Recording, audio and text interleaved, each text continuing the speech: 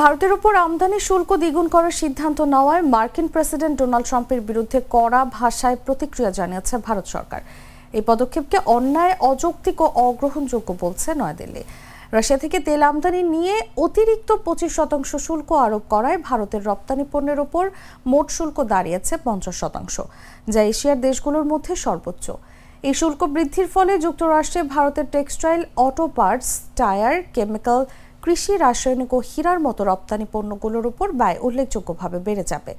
এক বিবৃতিতে ভারতের পররাষ্ট্র মন্ত্রণালয় বলেছে, আমরা আগে স্পষ্ট করে দিয়েছি যে রাশিয়া থেকে ভারতের জ্বালানি আমদানি বাজার ভিত্তিক ও 140 কোটি মানুষের জ্বালানি নিরাপত্তা নিশ্চিত করার লক্ষ্য নেওয়া হয়েছে।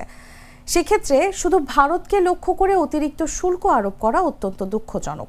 বিবৃতিতে আরও বলা হয়, আমরা আরও জোর দিয়ে বলছি, এ ধরনের পদক্ষেপ অন্যায়, অযৌক্তিক ও অগ্রহণযোগ্য। ভারত জাতীয় স্বার্থ রক্ষায় প্রয়োজনীয় সব পদক্ষেপ নেবে।